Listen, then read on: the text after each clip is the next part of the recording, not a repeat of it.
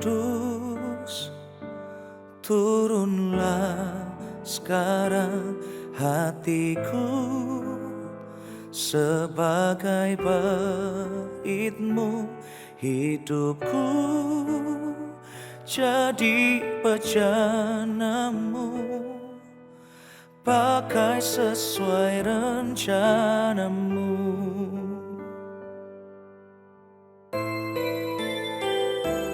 Rinduku ubah hidupku, ku bawa kepadamu Tuhan sebagai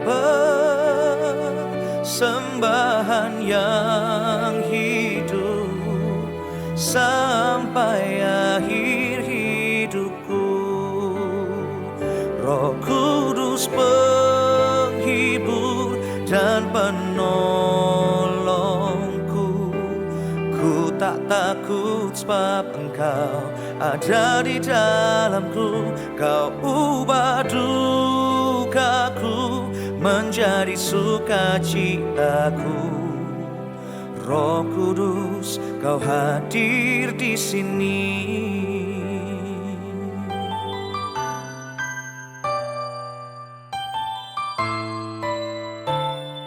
Rinduku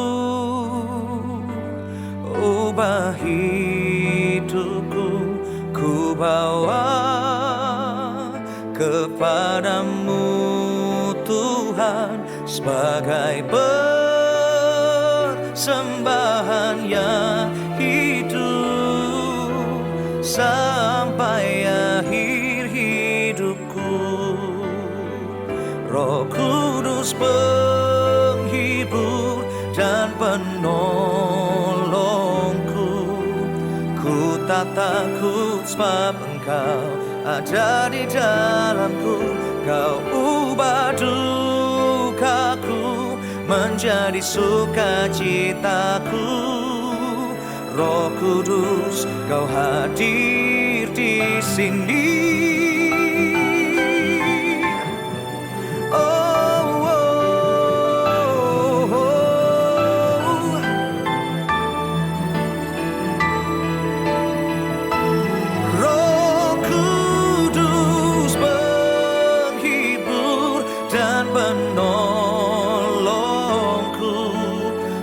Tak takut sebab Engkau ada di dalamku. Kau ubah dukaku menjadi sukacitaku. Roh Kudus, Kau hadir di sini. Roh Kudus, Kau hadir di sini.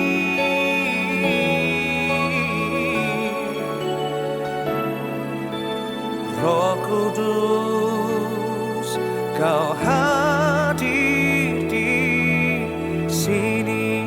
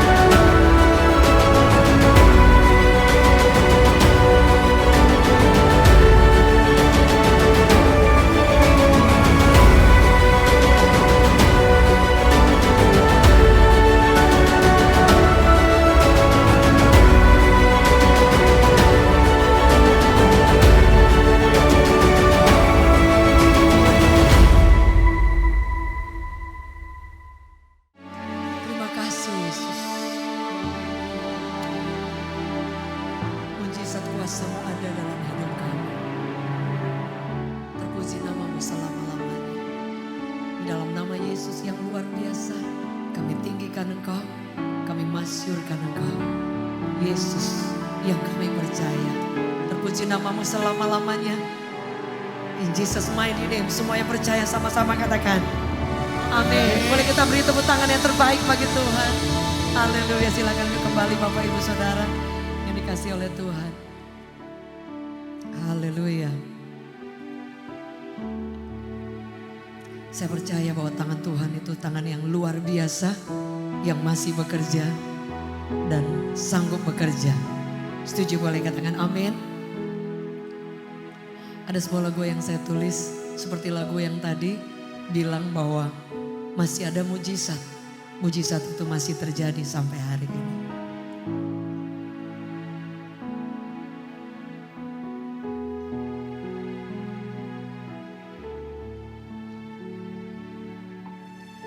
Di saat ku takut, Engkau menopangku. Di saat ku gentar, Kau Tuhan penolongku.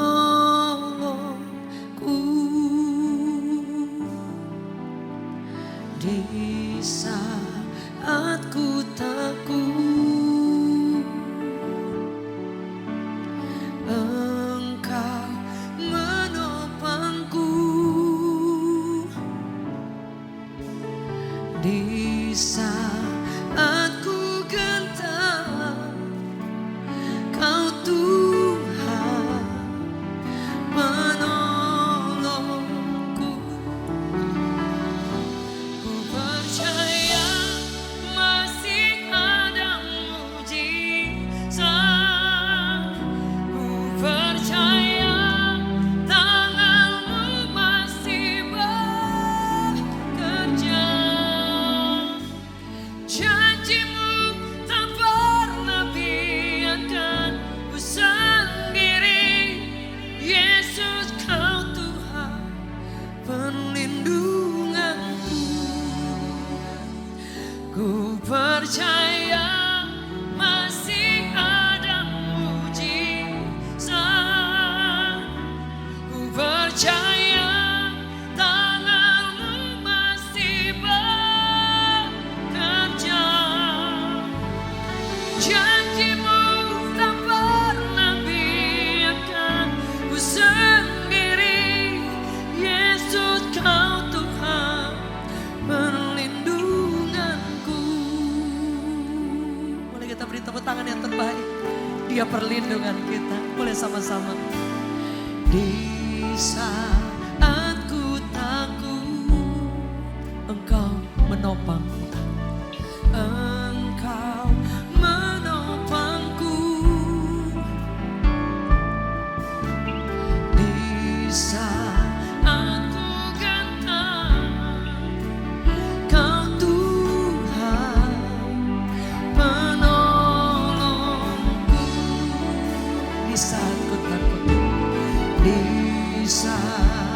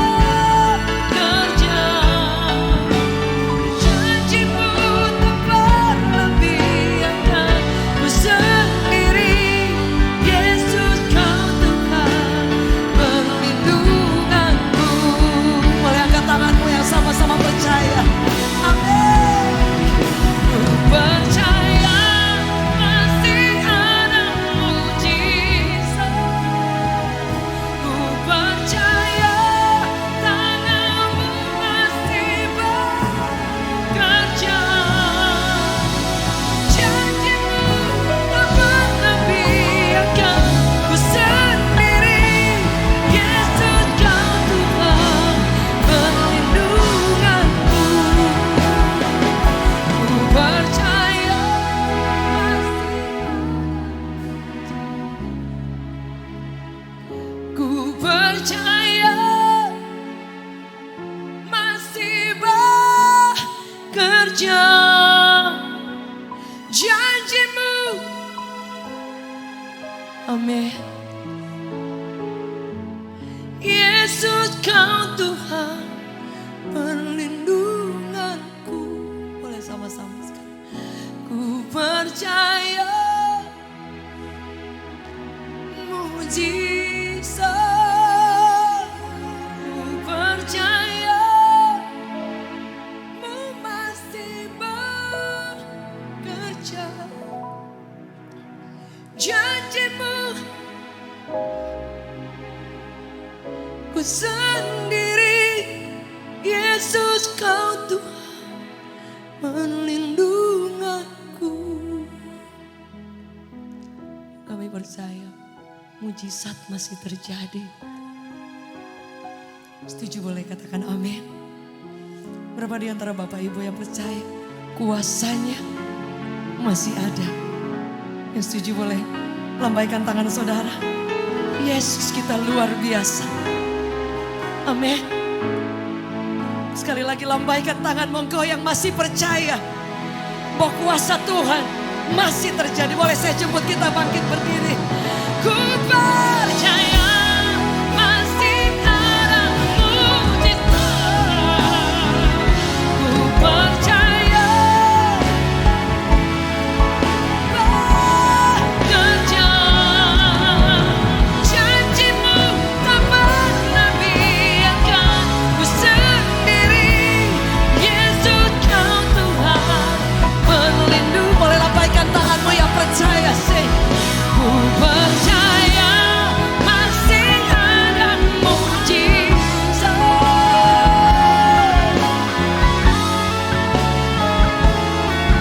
Bekerja. Janjimu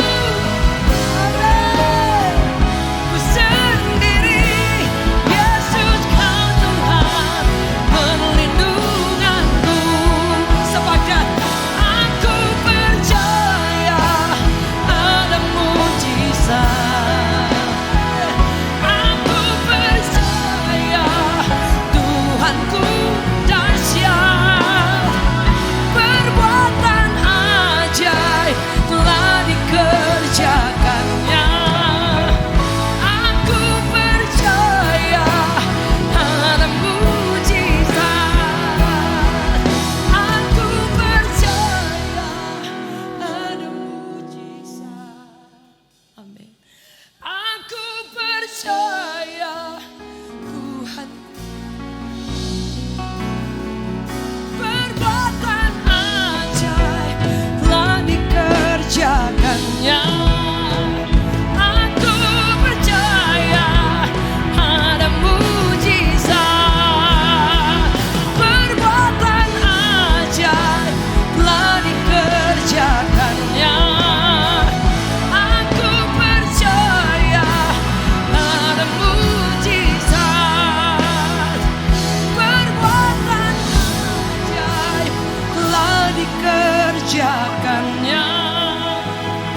Aku percaya ada mujizat.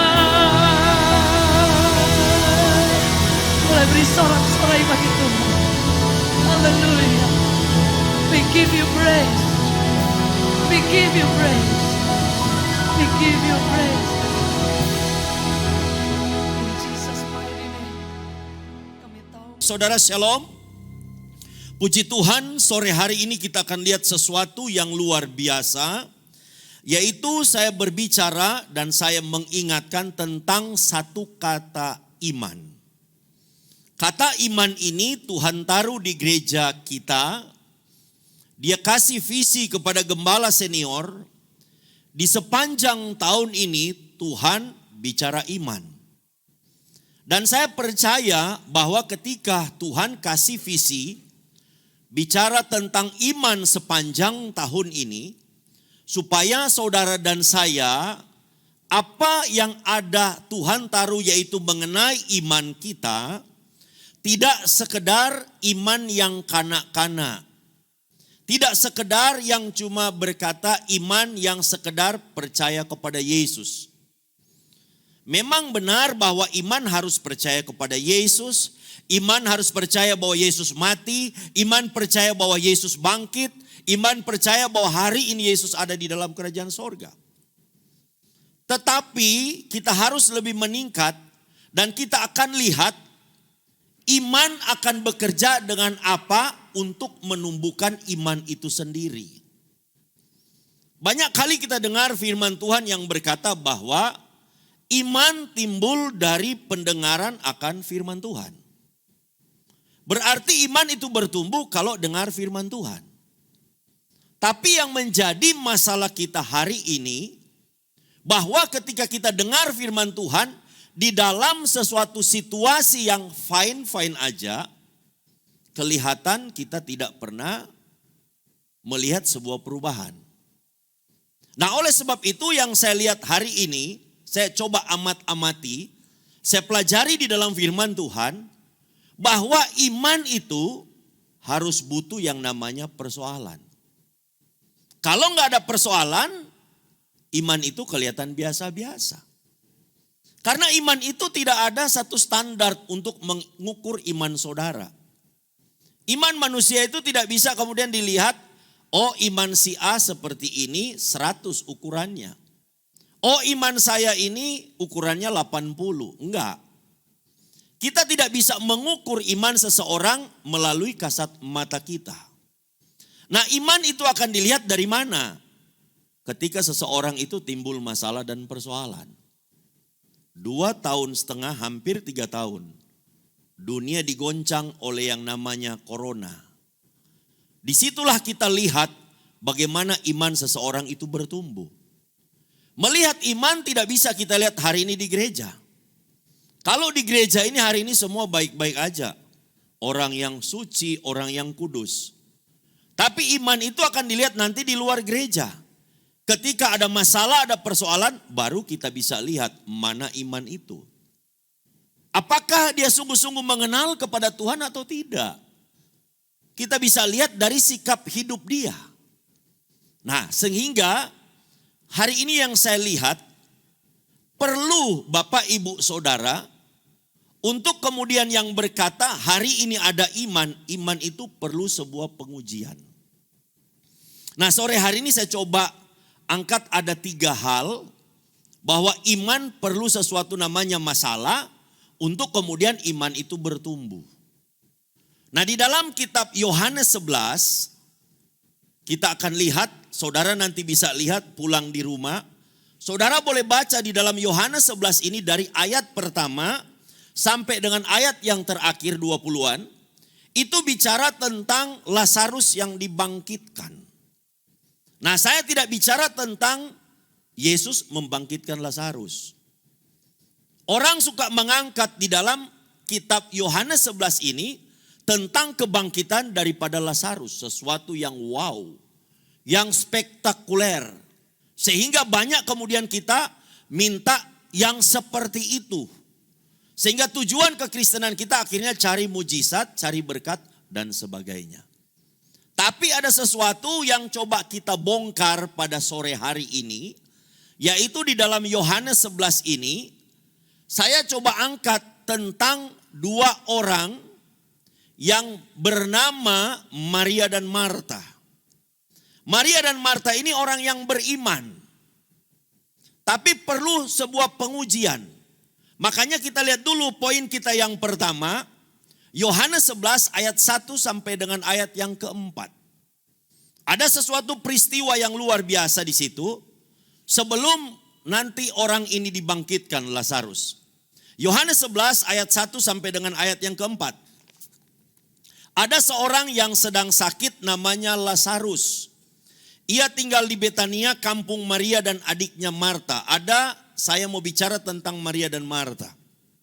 Ayat yang kedua, Maria ialah perempuan yang pernah meminyaki kaki Tuhan dengan minyak mur dan menyekanya dengan rambutnya. Artinya Maria ini orang yang tahu siapa Yesus. Imannya hebat sehingga dia pernah meminyaki kaki Tuhan. Ayat yang ketiga, ada masalah yang timbul. Ayat 3, dan Lazarus yang sakit itu adalah saudaranya. Dia punya saudara yang namanya Lazarus. Kedua perempuan itu mengirim kabar kepada Yesus, Tuhan, dia Lazarus yang engkau kasihi sakit.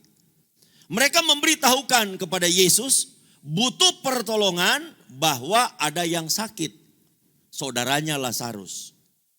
Kemudian yang menarik ayat yang keempat ini, disinilah titik poin kita pada sore hari ini yang pertama. Waktu Yesus mendengar kabar itu, kemudian apa yang diungkapkan oleh Yesus? Yesus berkata, penyakit itu tidak akan membawa kematian. Penyakit itu sama dengan masalah. Penyakit itu sama dengan persoalan. Nah, Yesus menganggap penyakit itu bukan sebuah kematian, bukan sesuatu masalah. Dia bilang penyakit itu tidak akan membawa kematian, tetapi akan menyatakan kemuliaan Allah. Jadi dari sini kita lihat bahwa masalah itu, saudara, bukanlah sebuah masalah, tetapi dalam sebuah masalah itu Allah akan menyatakan kemuliaannya.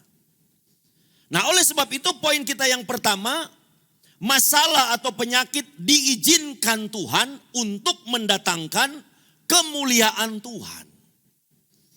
Jadi yang saya lihat tadi hari ini, saudara, yang tadi saya katakan, iman itu harus ketemu dengan masalah dulu. Kalau iman ketemu dengan masalah, baru kelihatan iman itu tumbuh atau enggak. Kalau iman tidak ketemu dengan masalah, hidup kita akan biasa-biasa. Hidup kita akan fine-fine aja. Tapi yang menarik tadi dikatakan, bahwa bagi Tuhan masalah itu adalah salah satu alat dari Tuhan untuk kemudian menguji iman kita. Banyak orang takut dengan masalah. Banyak orang alergi dengan masalah.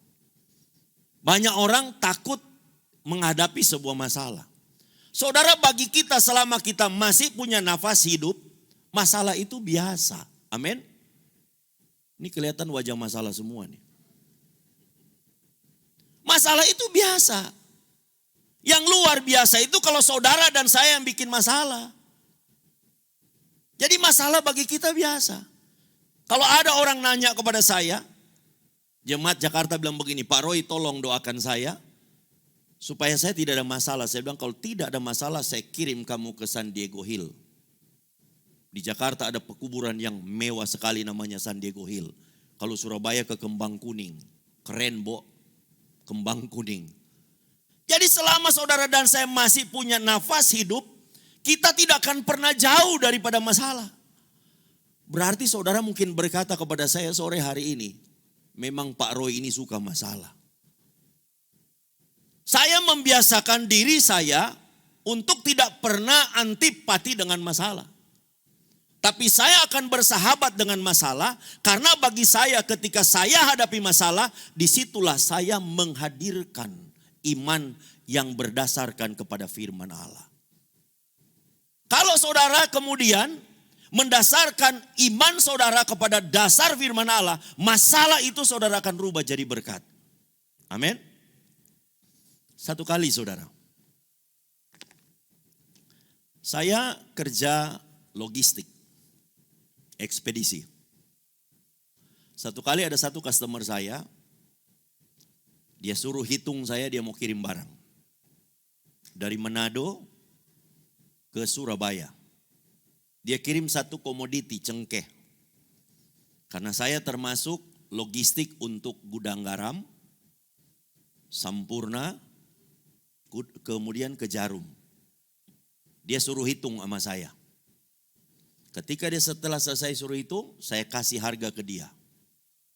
Setelah saya kasih harga, baru saya sadar saya salah kasih harga.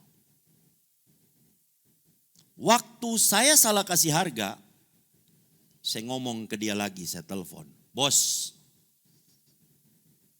tahu gak harganya salah? Tahu dong. Dia bilang saya tahu kamu salah harga. Tapi ingat loh, bisnis itu dari mulut. Apalagi kamu orang Kristen. Dia bukan orang Kristen. Saudara keki enggak? Dia tahu loh saya salah. Tapi dia bilang, bisnis dari mulut loh. Dan dia ngomong orang Kristen. Apalagi dia tambah, apalagi pendeta. Dosa kita double saudara. Istilahnya udah jatuh ketimpa tangga, catnya jatuh lagi. Mirip film Tom and Jerry. Tapi saya pikir ya udahlah. Saya bilang oke, nggak masalah. Saya tahu kebenaran harus nyata dalam hidup saya. Di sini saya lihat kadang-kadang inilah sebuah ujian. Tuhan bawa hidup kita mau terima nggak masalah seperti itu? Saya bilang nggak masalah bos, tapi cukup ini aja ya. Berikut kontrak baru. Untung hanya 1 kontainer. Saya kurang lebih ya rugi ya lumayan banyak lah. Tapi apa yang terjadi? Kerugian saya menjadi alat promosi. Dia ngomong seluruh kota Manado. Kalau mau kirim kontainer sama Roy, orangnya Cheng Li, dia ngomong apa pasti dipenuhi. Dia tanggung jawab. Akhirnya saudara, berduyun-duyun orang kirim sama saya. Dari rugi 1 kontainer, menjadi untung berlipat-lipat kali ganda. Saudara saya mau kasih tahu hari ini. Kalau kita melibatkan Tuhan dalam setiap masalah persoalan kita, maka Tuhan pasti akan merubah masalah itu jadi berkat. Amin. Jadi artinya begini Bapak Ibu Saudara, kita seringkali berdoa minta sama Tuhan, Tuhan berkati aku. Tuhan pulihkan aku Tuhan. Salah satu cara Tuhan memulihkan hidup saudara, salah satu adalah melalui masalah dan persoalan. Dan Tuhan seringkali aneh lihat hidup manusia. Selalu minta mujizat, rindu mujizat. Tapi sakitnya gak mau. Ya kan? Selalu minta kesaksian yang hebat. Selalu minta kesaksian yang spektakuler. Saya seringkali lihat kalau di Komsel. Pada waktu suruh kesaksian, semua tertunduk lesu, tak berdaya. Waktu ditanya, kenapa kamu gak mau kesaksian? Kesaksian saya kalah sama kesaksian dia. Saya bilang kesaksian itu bukan sesuatu yang kemudian kita berlomba-lomba. Kalau dia kanker stadium 1, aku kanker stadium 2. Enggak seperti itu. Tapi kita harus punya kepekaan. Ketika Allah bekerja, ketika Allah mengizinkan sesuatu masalah dan persoalan sekecil apapun, nyatakanlah kemuliaan bagi Allah. Dan saudara dan saya akan berkata, walaupun masalahku kecil dibandingkan dengan masalah dia, tapi Allah bekerja dengan luar biasa. Jadi Bapak Ibu Saudara sekalian, jangan kita pernah takut dengan masalah dan persoalan. Karena masalah dan persoalan itu untuk Tuhan kemudian bawa di dalam iman kita ketika kita membawa firman Allah di dalam setiap masalah hidup saudara dan saya. Disitulah Tuhan akan rubah masalah menjadi berkat. Yang kedua kita lihat. Yohanes 11 ayat 11 sampai dengan ayat yang ke-15. Yohanes 11 ayat 11 sampai ke-15. Demikianlah perkataan Yesus dan sesudah itu Yesus berkata kepada mereka. Ini saudara, kemudian Yesus tidak datang. Yesus sengaja berlama-lama untuk tidak menolong Lazarus. Dia katakan begini, Lazarus saudara kita telah tertidur. Jadi Tuhan Yesus bilang begini, enggak, dia hanya tertidur. Tetapi aku pergi ke sana untuk membangunkan dia dari tidurnya. Ayat 12, maka kata murid-murid itu kepada Yesus, Tuhan, jikalau Lazarus tertidur, ia akan sembuh. Jadi mereka punya pemahaman konsep kalau Lazarus cuma tidur pasti sembuh. Karena cuma tertidur. Tapi yang dimaksudkan oleh Yesus tertidur itu mati. Ayat 13, kemudian dikatakan dalam ayat 13, tetapi maksud Yesus ialah tertidur dalam arti mati. Sedangkan sangka mereka, Yesus berkata tentang tertidur dalam arti biasa. Nah ayat yang ke-14, karena itu Yesus berkata dengan terus terang, Lazarus sudah mati. Game over. Tapi saudara perhatikan ayat 15. Sini saudara perhatikan. Tetapi dikatakan, Yesus sendiri yang berkata ini. Syukurlah aku tidak hadir pada waktu itu. Saudara nangkap gak bahasa ini? Kalau saudara sedang pergumulan dan Tuhan Yesus bilang, untung gua gak tolong dia. Saudara akan kecewa.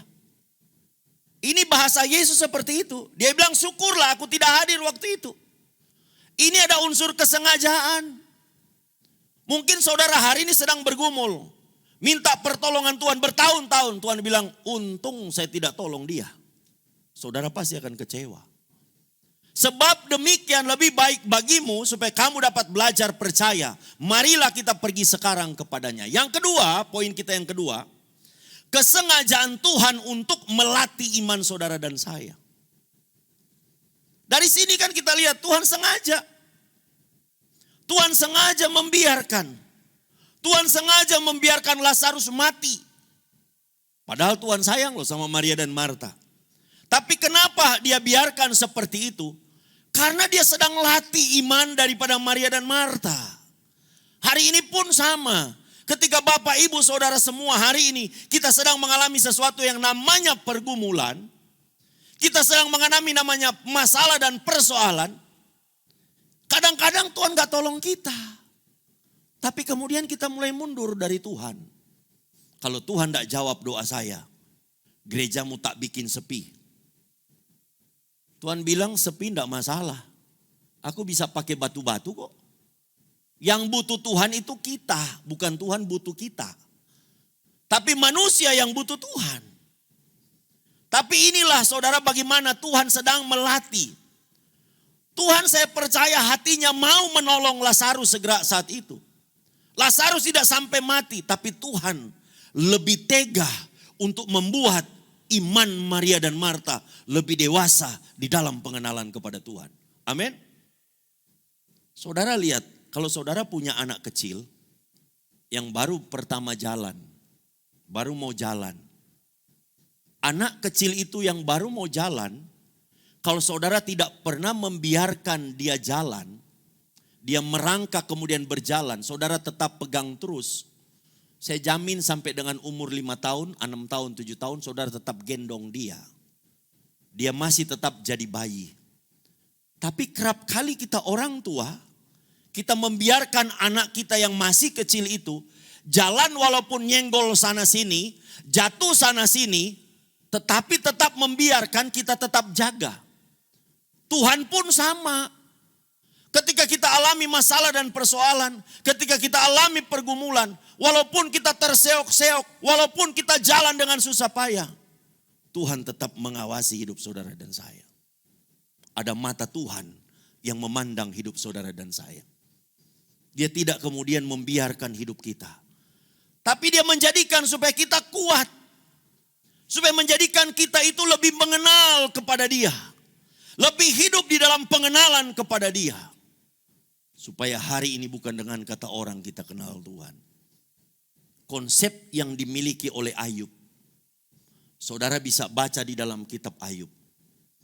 Saya baca kitab Ayub itu luar biasa. Perjalanan hidup daripada seorang yang bernama Ayub. Ayub orang yang suci, orang yang saleh hidupnya. Anaknya berbuat dosa, dia yang tampil di hadapan Tuhan. Dia mempersembahkan korban bagi Tuhan. Minta ampun sama Tuhan atas dosa daripada anak-anaknya. Ini bapak yang baik. Dia tidak mau anak-anaknya salah. Dan ketika setan datang bicara kepada Allah untuk kemudian mengganggu, menghancurkan hidup daripada Ayub, Allah membuka pintu itu. Hari ini Bapak Ibu Saudara, kalau Tuhan tidak mengizinkan masalah itu persoalan datang, sehelai rambut saudara dan saya pun tidak pernah bisa disentuh oleh setan. Tapi Tuhan buka sama seperti Ayub. Tuhan buka, pagar itu dibuka. Silakan kamu uji Ayub. Sehingga kemudian dikatakan anak-anak Ayub mati semua. Hartanya habis. Saudara perhatikan, pada waktu istri Ayub berkata begini. Masihkah engkau setia sama Allahmu?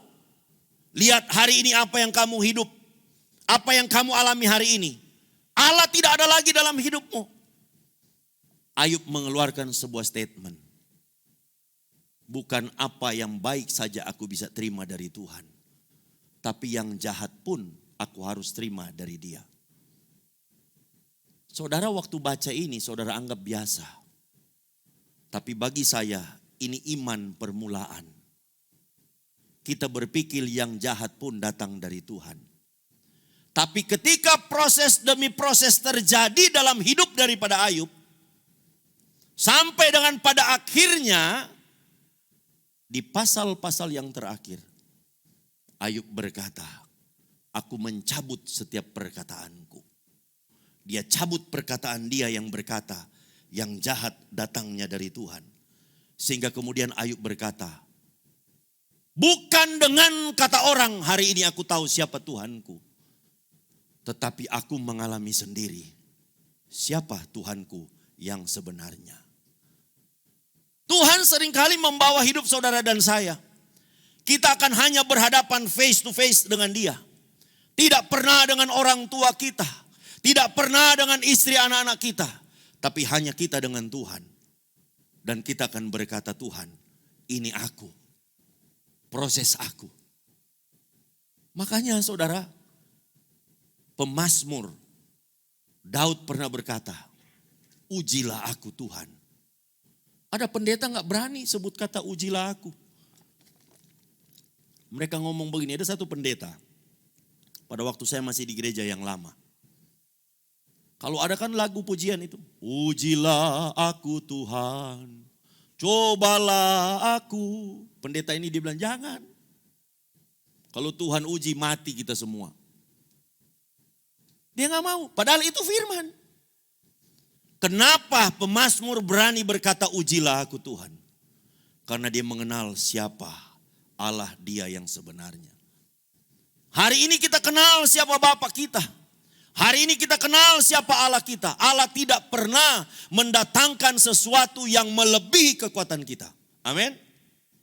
Makanya saudara, firman Tuhan berkata begini, pencobaan-pencobaan yang kita alami hari ini adalah pencobaan yang biasa. Yang tidak melebihi kekuatan kita. Dan Allah yang adil, Allah yang baik memberikan solusi dan jalan keluar. Berarti intinya ketika kita mengalami sebuah masalah dan persoalan, jangan pernah tinggalkan firman Allah di dalam hidup kita. Nah itulah firman, itulah yang akan kemudian menumbuhkan, memberikan solusi, memberikan jalan keluar bagi apa? Iman kita itu yang ada dalam hidup saudara dan saya. Jadi saudara, Tuhan sengaja. Kesengajaan Tuhan untuk melatih iman kita. Jadi hari ini kalau saudara punya rohani yang dewasa, iman yang dewasa bukan iman yang kanak-kanak. Saudara tidak akan pernah berkeluh kesah di hadapan Tuhan. Saudara gak akan ngomong begini, aduh masalah lagi, masalah lagi. Tapi saudara akan berkata, hore masalah datang. Supaya imanku bertumbuh kembali. Paling orang dunia bilang ini sudah rada gendeng dikit nih. Udah mulai gila ini orang. Tapi itulah yang harus kita alami hari ini.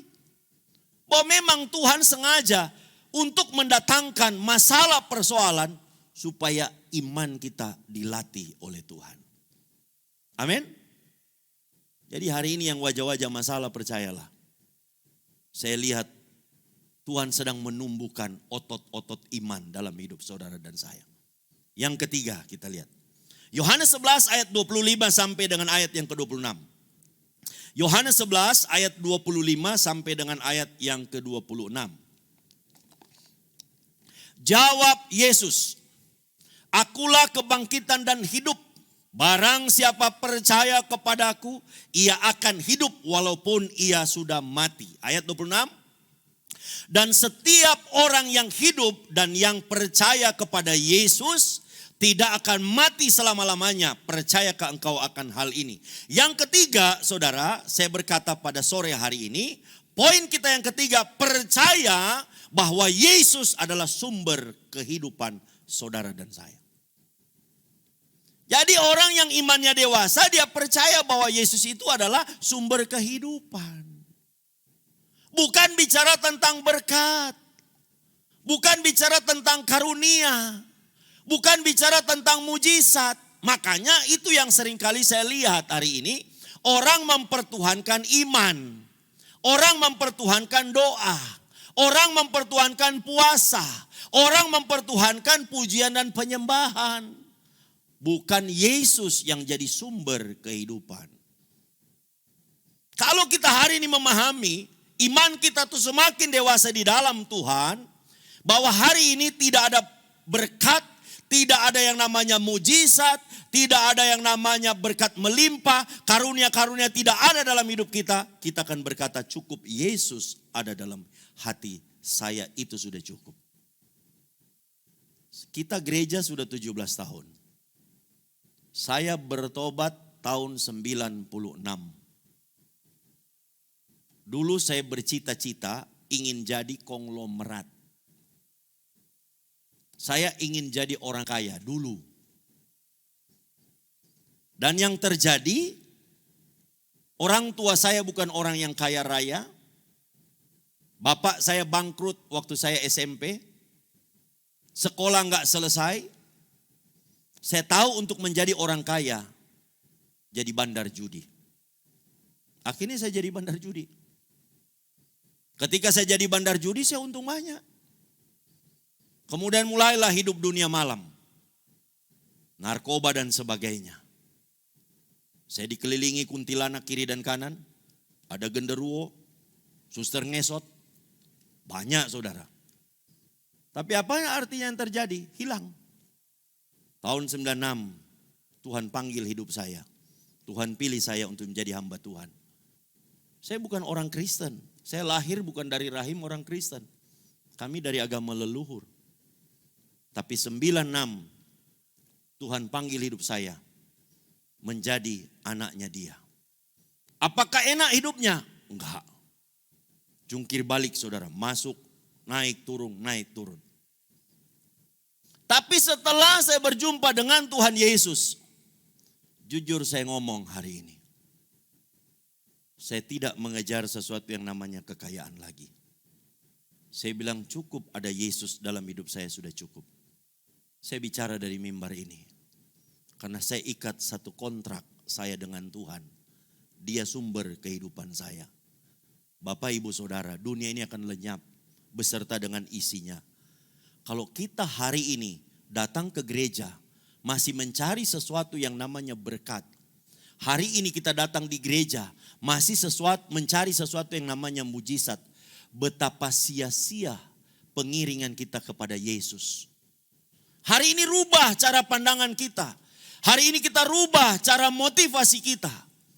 Hari ini kita datang ke gereja karena kita mau berjumpa Yesus sang sumber kehidupan kita. Amin.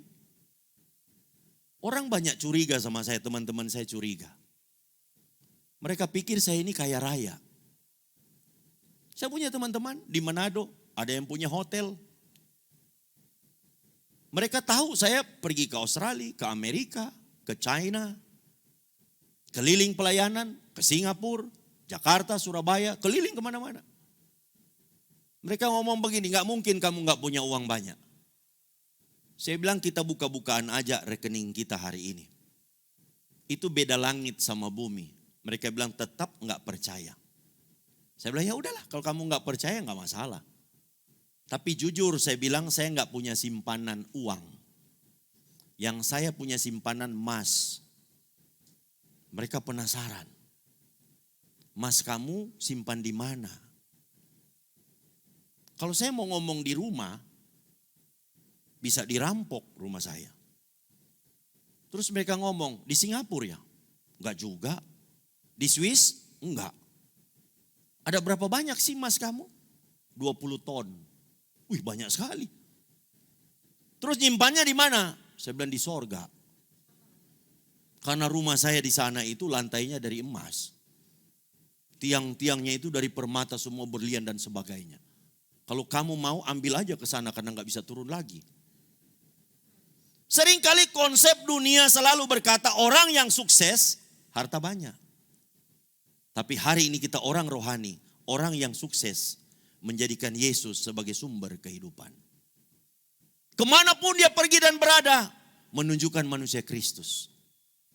Saudara yang dikasihi Tuhan, kita lihat bagaimana seorang raja di perjanjian lama yang bernama Raja Daud. Kenapa Raja Daud menjadi kesayangan Allah? Saya coba periksa hidup daripada Daud. Saya coba bandingkan hidup Daud dengan Raja Saul. Ini beda langit dan bumi. Saul nggak pernah merebut istri orang. Daud rebut istri orang. Betul ya? Bukan pelakor tapi pebinor. Perebut laki orang itu pelakor. Kalau pebinor, perebut bini orang. Dia ambil istri orang, suaminya dibunuh. Jahat nggak? Tapi kenapa Tuhan tetap pakai dia? Pertama, Daud ada ungkapan penyesalan. Ketika Nabi memberitahukan kepadanya tentang apa yang dia buat, dia tidak lawan. Dia ambil waktu dia puasa, dia minta ampun sama Tuhan. Tapi hukum tabur tuai tetap berlaku. Seluruh istri-istrinya ditidurin sama anak-anaknya. Tapi dia tetap bertobat. Saul tidak pernah bertobat. Ketika Nabi datang memberitakan kepadanya, menegur dia, dia tidak ada pernah pertobatan. Dan satu hal yang membuat Tuhan sayang sama Daud. Daud pernah mengungkapkan di dalam kitab Mazmur, jangan ambil rohmu dari dalam hidupku. Daud rela kehilangan semuanya. Dia rela kehilangan istrinya. Dia rela kehilangan hartanya. Dia rela kehilangan jabatannya. Tapi dia berkata, jangan ambil rohmu dari dalam hidupku. Hari ini Bapak Ibu Saudara, ketika engkau melangkah di tempat ini, punyalah satu tujuan. Bahwa engkau harus bisa menjadikan Yesus sebagai sumber kehidupanmu hari ini. Ketika engkau menjadikan Yesus sumber kehidupanmu hari ini, kemanapun kau pergi dan berada, engkaulah yang akan menceritakan siapa Tuhan kita yang namanya Yesus. Engkau yang punya masalah dan persoalan, percayalah. Kalau Yesus engkau jadikan sumber kehidupan dalam hidupmu hari ini, hanya dalam sekejap Tuhan akan merubah masalah itu menjadi berkat. Mari kita bangkit berdiri. Haleluya. Iman bukan hanya sekedar iman. Tetapi Tuhan membutuhkan, Tuhan menjadikan, Tuhan memberikan, Tuhan mengizinkan ada masalah untuk menguji iman kita. Mungkin ketika engkau datang di tempat ini, engkau melangkah di tempat ini, engkau penuh banyak masalah dan persoalan. Ingat Tuhan katakan, bahwa masalah persoalan itu Tuhan izinkan datang dalam hidup kita untuk memuliakan nama Dia. Karena hari ini iman kita tidak bisa dilihat oleh orang di sekitar kita kalau tidak ada masalah. Iman tidak bisa dilihat oleh orang terdekat kita kalau Tuhan tidak izinkan ada masalah. Sehingga hari ini ketika ada masalah dan persoalan dalam hidup saudara dan saya, kita harus melibatkan Tuhan. Karena di dalam setiap masalah persoalan itu, Tuhan akan memuliakan namanya. Dan ketika apa yang terjadi di dalam diri daripada Maria dan Marta, ketika mereka datang kepada Yesus, Yesus sengaja tidak menolong mereka. Karena Yesus sengaja untuk melatih iman daripada Maria dan Marta. Hari ini mungkin ketika kita datang di tempat ini, kita punya pergumulan mungkin sudah bertahun-tahun. Kita berkata, kenapa Tuhan tidak menolongku? Hari ini Tuhan memberikan jawaban. Bukan Tuhan tidak tega menolong saudara, tapi tangan Tuhan sedang melatih iman kita. Jangan pernah melepaskan tanganmu daripada tangan Tuhan.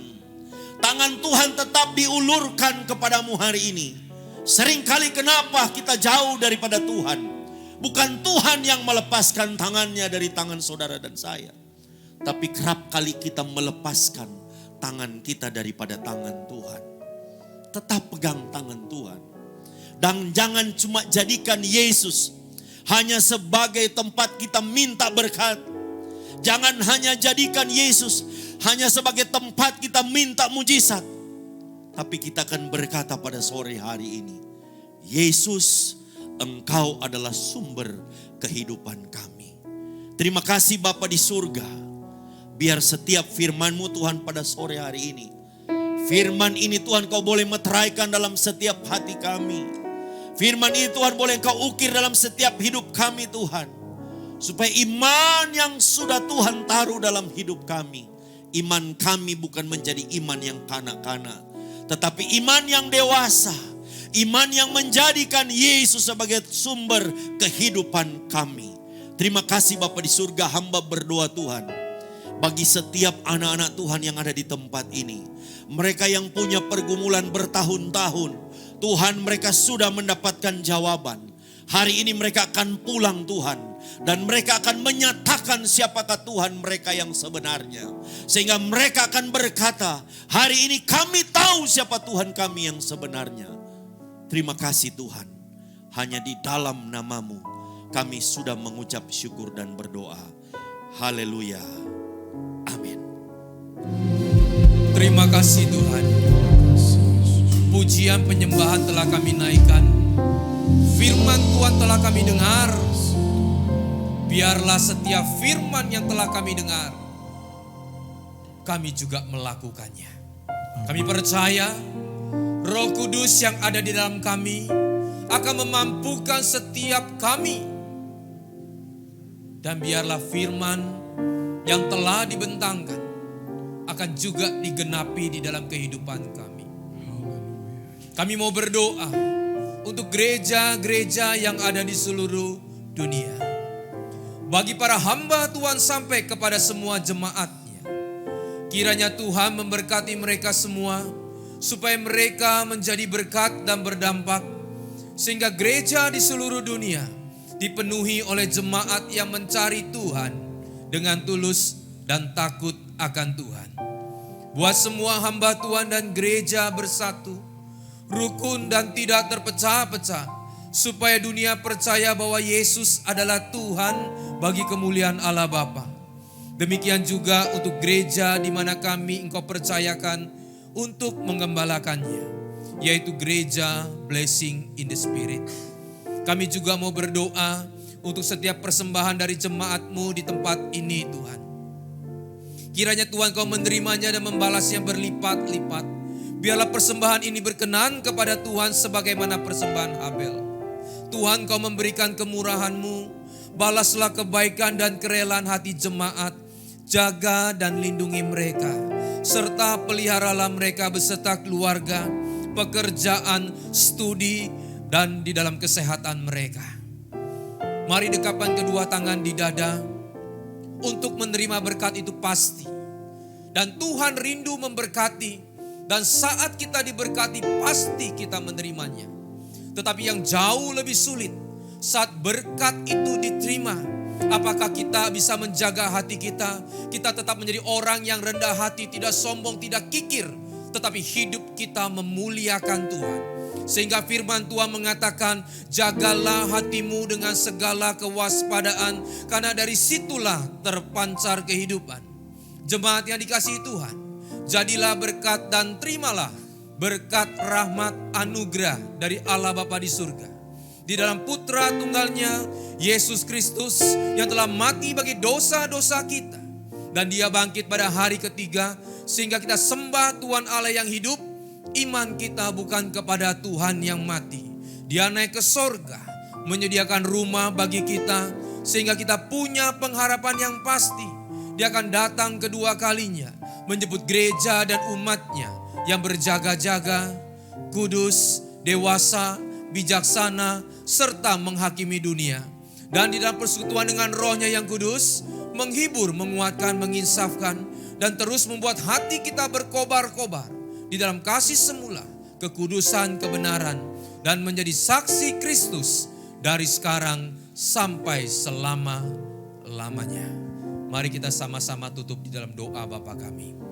Bapa kami yang di surga, dikuduskanlah namamu, datanglah kerajaanmu, jadilah kehendak-Mu di bumi seperti di surga.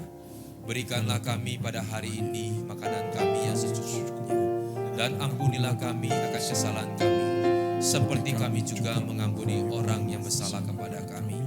Dan janganlah membawa kami ke dalam pencobaan, tetapi lepaskanlah kami daripada yang jahat. Karena Engkaulah yang punya kerajaan dan kuasa dan kemuliaan sampai selama-lamanya. Amin. Tuhan Yesus memberkati.